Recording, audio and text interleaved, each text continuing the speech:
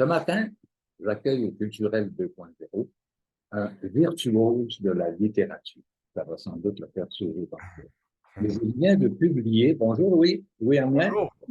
Bonjour tu viens Winston. de, tu viens de publier un Oui, lac le matin que j'ai savouré en vacances OK. et au soleil. Alors, je t'ai Mhm. vu en plein soleil et ça a été une belle continuité dans la découverte que j'avais amorcée avec bon, celui qui t'a mérité le prix du gouverneur général, là, euh, Oh, La alors, Rouge. On remonte un peu, comprends-tu? oui. Puis ensuite, je t'avais retrouvé dans Cowboy, puis Mhm. bon, Constellation du même, c'est tout. Ouais, Donc, j'aimerais ça, avant qu'on aborde un lac le matin, j'aimerais ça, parce qu'il est à la mi-temps d'une trilogie chez Boréal.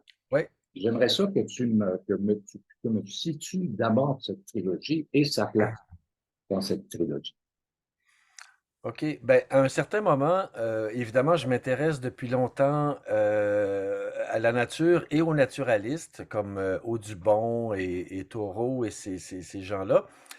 Et à un certain moment, je me suis aperçu d'une coïncidence assez intéressante, c'est que il y a trois grands naturalistes des Amériques, en fait, c'est-à-dire John James Audubon, Henri David Thoreau et Gray Hall, qui est aussi un naturaliste, en tout cas un éminent conservationniste, là, qui a vécu au Québec d'ailleurs, que ces trois personnes-là avaient eu à un moment critique de leur existence, avaient eu un ami canadien-français. Dans le cas d'Audubon, c'était son guide dans l'Ouest. La première fois qu'Audubon, qui était déjà vieillissant à l'époque, c'était sa dernière expédition et il se retrouve dans le Haut-Missouri. Et son guide, c'est un gars qui s'appelle Étienne Provost, qui est né à Chambly, près de Montréal. C'est un trappeur de castors. C'est même un homme des bois célèbre à l'époque dans l'Ouest des États-Unis. Dans le cas de Taureau, ben, c'était le fameux bûcheron. Je dis fameux, mais il n'est pas si fameux que ça, sauf qu'il a eu droit à 6 pages bien comptées dans le chef-d'œuvre de Taureau, c'est-à-dire Walden ou La vie dans les bois. Et c'est un bûcheron canadien-français, qui avait émigré à l'époque du grand exode, de la grande migration du Canada français vers les États-Unis, là, qui a duré à peu près un siècle. Et donc, il y avait ça. Et je me suis rendu compte que Gréal, pendant son séjour au Québec, là où il est devenu célèbre, qui a commencé à écrire ses fameux articles et ses livres, il s'était lié d'amitié avec un gars que je connaissais déjà comme auteur québécois, c'est-à-dire Jean-Charles Harvey, nul autre que l'auteur des Demi-civilisés, et qui, à l'époque, était un jeune journaliste et auteur de Québec. Il était même éditorialiste au Soleil. Et pendant une chasse au chevreuil dans le Témiscouata, il rencontre Gray Hall et il le fait connaître au monde. Alors, coïncidence, ce fil conducteur qui, dans ma tête, a pris la forme de cette trilogie que j'ai intitulée Les Amitiés du Nouveau Monde. Ce fil conducteur m'a suggéré ce projet de trilogie finalement. Et puis, évidemment, j'étais conscient de parler de trois grandes époques de l'Amérique française, appelons ça comme ça. Des Français ont participé à la conquête de l'Ouest, parce que bon, quand Audubon arrive là-bas, la conquête de l'Ouest est en pleine, est en cours. On extermine les bisons, ta, ta, ta. Et puis, le terrien de Taureau, il représente là, évidemment ce que les historiens ont appelé l'exode, là, c'est-à-dire 1 million de Canadiens français qui sont partis entre 1830 et 1930. Et ben, avec Jean-Charles Harvey, on est dans ce que j'appellerais plutôt le repli sur la vallée du Saint-Laurent, c'est-à-dire que l'aventure continentale s'est un peu rétrécie. Et d'ailleurs, Harvey est bien placé pour témoigner de cette époque-là, puisque lui-même, il va être en but au clergé, aux tentations sensoriales du clergé, tout ça. Il va avoir un de ses livres qui va être interdit, en fait, par l'Église catholique, le fameux Les Demi-civilisés. Alors, il me venait comme cette idée de trois livres qui retraceraient d'abord et avant tout l'évolution de notre rapport avec la nature, parce que d'un Audubon qui tire sur tout ce qui bouge, pour être naturaliste, n'en est pas moins un chasseur enragé, de Audubon, donc, qui tire partout, à Gréhal, qui est le trappeur repenti, qui, à un moment donné, va adopter des castors et va complètement faire une croix sur la trappe et sur la chasse. Et en passant par Taureau qui était végétarien et qui annonce déjà une sensibilité très moderne par rapport à la nature, ben, je voyais une évolution là-dedans qui valait la peine d'être racontée, je pense. Mais avec comme fil conducteur, c'est la présence de ces personnages canadiens-français qui, contrairement à leurs amis, ont été, bon, c'est pas nécessairement le cas de Jean-Charles Harvey, qui est connu comme écrivain, mais dans le cas de Thérien et d'Étienne Provost, on a des personnages un peu oubliés de l'histoire, en fait. C'est-à-dire que autant Audubon et Thoreau sont devenus célèbres et sont devenus des icônes de la littérature, de la culture américaine, autant ces gars-là étaient oubliés un peu. Alors Louis, retournons au 19e. Retournons rencontrer Taureau et comment il est devenu en même temps cette espèce de héros de ton roman. Mhm. Ben, Taureau, c'est un jeune gars dans la vingtaine qui veut écrire, qui est un passionné un grand observateur de la nature, un grand marcheur, il fait de grandes randonnées tous les jours. C'est une grande partie de son occupation, c'est de marcher en forêt, dans les bois. Et Taureau, mais il veut écrire aussi et il évolue un peu dans l'ombre de son mentor qui est Ralph Waldo Emerson, qui lui est le grand philosophe, le grand auteur de l'époque dans ces parages-là, c'est Emerson. Et c'est Emerson d'ailleurs qui va... Taureau avait déjà cette idée que pour écrire en paix, il devait se retirer un temps soit peu du monde. Et c'est Emerson qui va lui fournir, son mentor, donc, qui va lui fournir la possibilité de le faire.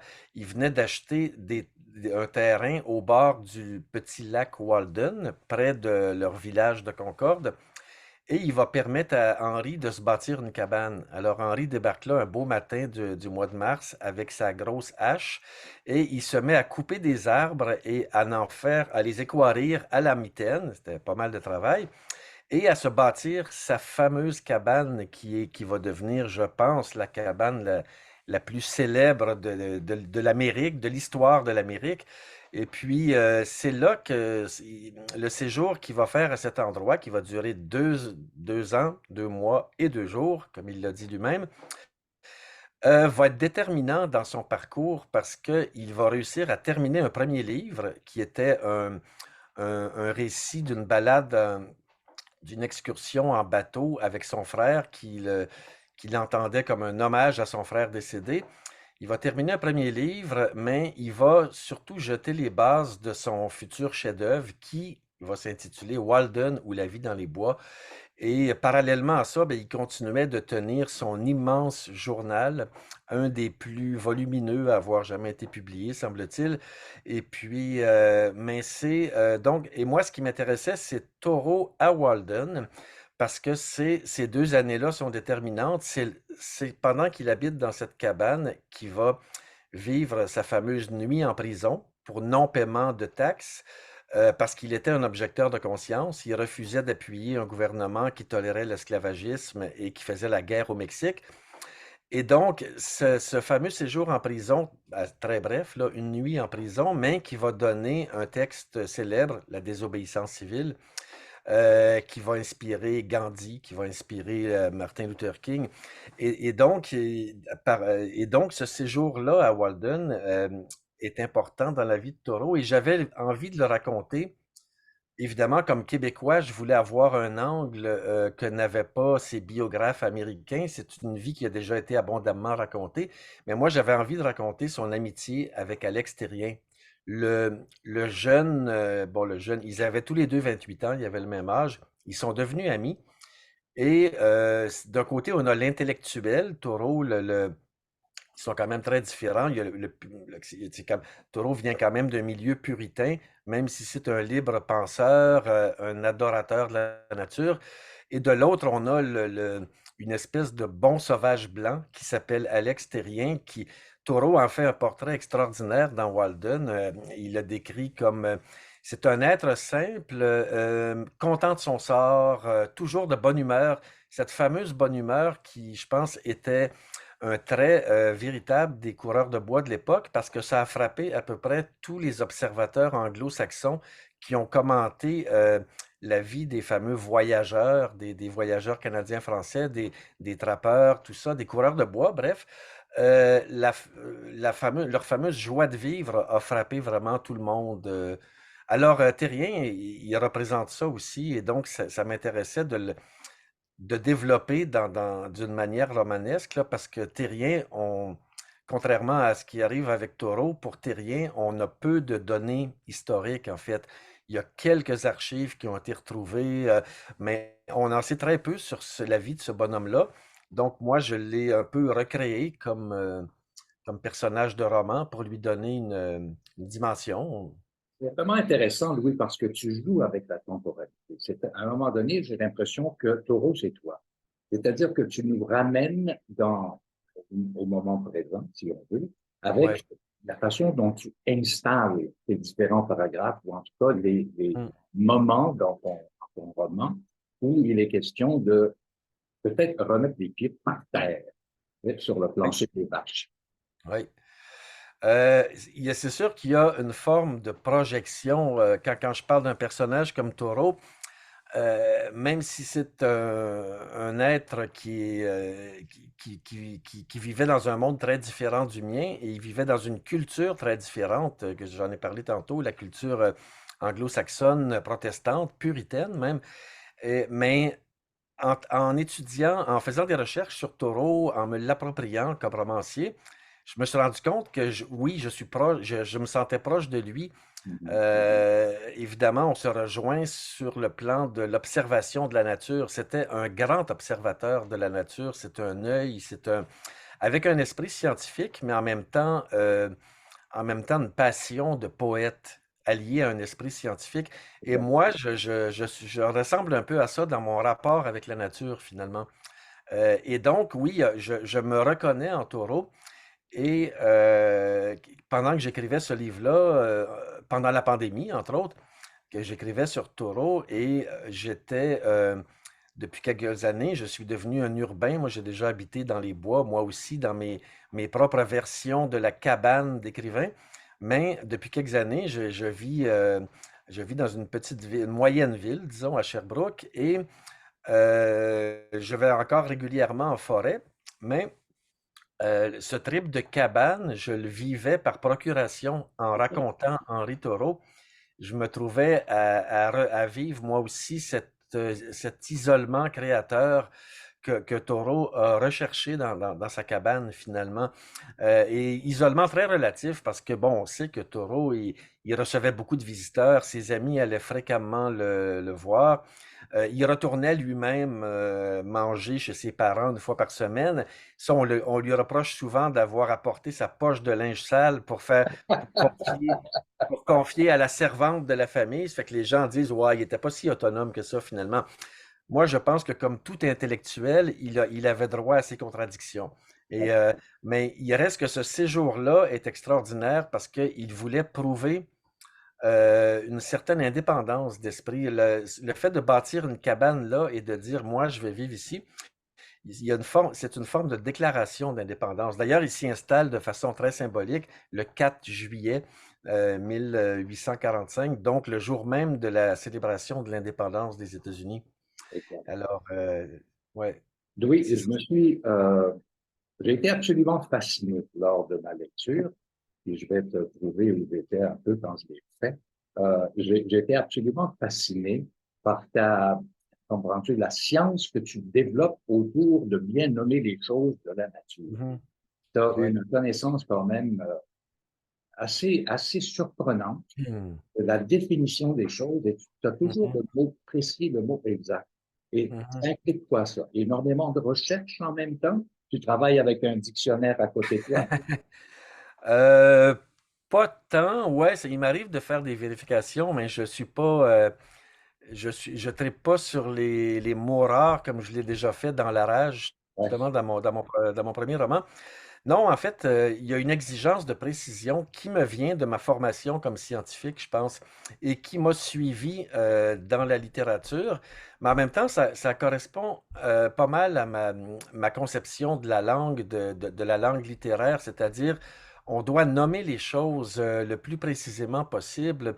Cela dit, oui, il y a bon, dans les noms d'oiseaux, en général, je me débrouille très bien, là, puis mais pour les plantes, quand je nomme la flore de cette région de la Nouvelle-Angleterre, il y a beaucoup de mots que je dois à Thoreau lui-même, c'est-à-dire que j'ai trouvé dans ses écrits, parce que lui-même était un extraordinaire botaniste, entre autres, et puis par exemple, quand il voyage en bateau avec son frère le long de la rivière Concorde, il donne vraiment les noms vernaculaires et scientifiques de toutes les fleurs les sauvages qui les entourent. Tout ça. Puis, Ça donne une dimension tout à fait poétique au oui, roman. ben les noms de fleurs, comme oui, il y a des noms, la lobélie à fleurs pourpres, par exemple, c'est de simplement prononcer un nom comme ça, c'est jouissif là, pour quelqu'un qui aime la langue.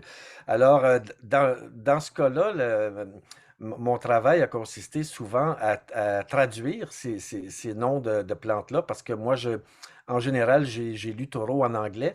Alors, je tombais sur des noms de fleurs et je me disais, bon, je vais aller voir qu'est-ce que ça donne en français.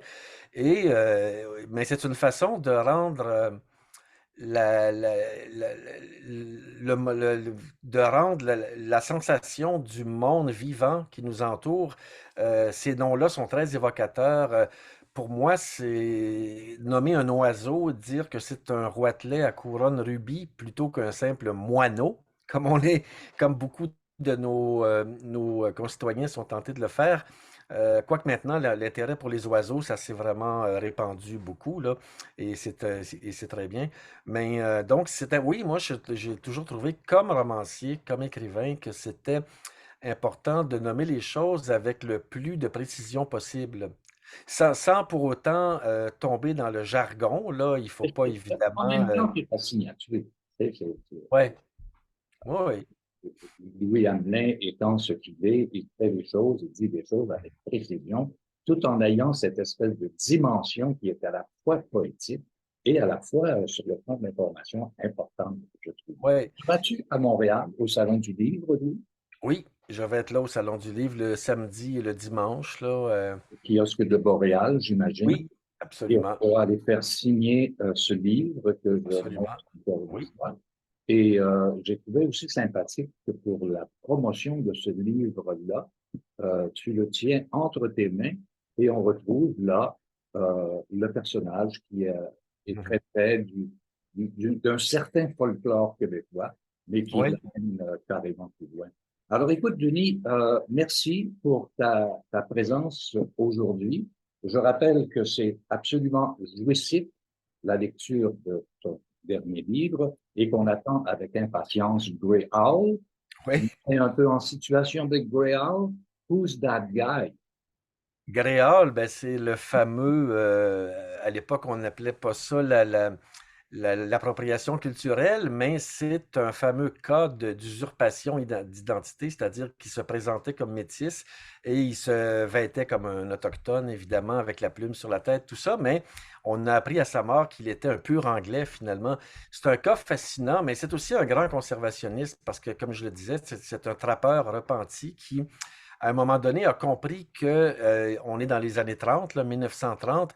Il regarde les compagnies minières débarquer, il regarde la forêt reculer devant le progrès et il se rend compte qu'à un moment donné, que le monde sauvage qu'il a aimé va disparaître si on fait rien finalement. Alors il devient un prophète de la conservation de la nature, Gréol, et il va devenir mondialement célèbre. Il fait des tournées des conférences en Angleterre, il rencontre le roi, la reine, etc.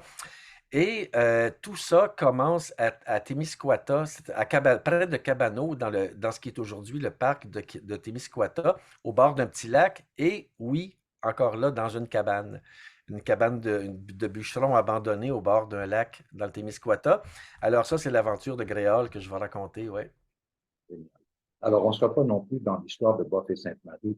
C'est approprié. Non, non, mais c'est un thème très chaud, j'en suis Ouais. conscient. Et puis, le Gréole, c'est le premier cas célèbre de ce genre d'appropriation culturelle, mais qui est en même temps une identification culturelle. Gréole a prétendu, pour rendre ses livres plus intéressants, qu'il était autochtone, mais en même temps, il s'est profondément identifié à ces cultures-là, aux Ojibwés du nord de l'Ontario, qui, même quand la supercherie a été connue, je pense que ces gens-là ne l'ont pas renié parce que ils avaient compris, eux, que c'était pas un vrai Indien, entre guillemets. Ils se Et, sont tus. hein? Ils se sont tus. Ouais, ben c'est ça, parce que euh, il y a une sorte d'hommage là-dedans aussi de quelqu'un qui va s'identifier à une culture au point de s'y intégrer complètement. Mais moi, on peut le voir comme une sorte d'hommage. Les cultures, pour moi, c'est pas des chasses gardées, là. Mais là, ça nous entraîne dans un vaste débat C'est un autre qui a dossier, ça. aujourd'hui. Ben, j'aurai sans doute des choses à dire là-dessus dans une couple d'années quand j'arriverai avec mon livre sur Gréole et Jean-Charles Hervé. Ben, en attendant, on va te retrouver. Peut-être que tu en parleras aussi dans le devoir, parce que Oui. tu chroniques régulièrement et c'est toujours un plaisir de te lire. Merci beaucoup, Louis. Bravo. Merci, Winston. Au plaisir. Salut, bonne journée.